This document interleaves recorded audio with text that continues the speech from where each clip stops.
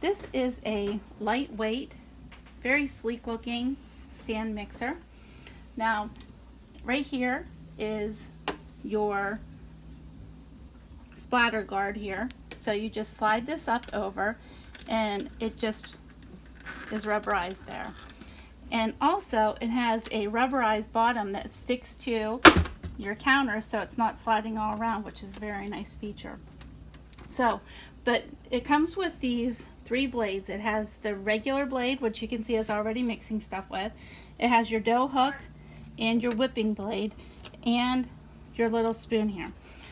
So in order to get any of your attachments on with your splatter guard here, you must have this on first before you can insert your blade here. So you push your blade up, turn it, and it's locked in.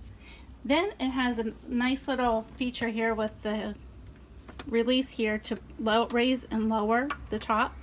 So I'm going to lower it down and snap it in place. Whoop, I don't have my shield on the whole way. There we go. So it's all snapped into place.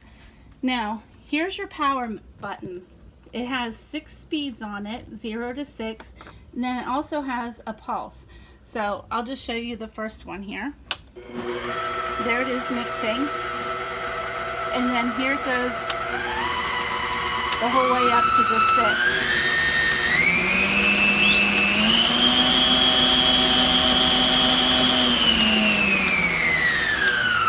So it is a quiet and smooth operating machine. Now for the pulse, this is where it really speeds up fast. All you have to do is do your little pulse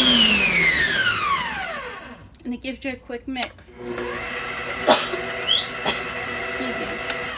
So as you can see, this is a nice little mixer here. It has all your nice little features. Great for your starting mixer. It's not like one of your big major heavy duty kitchen mixers. This is just a great little stand mixer for your everyday uses.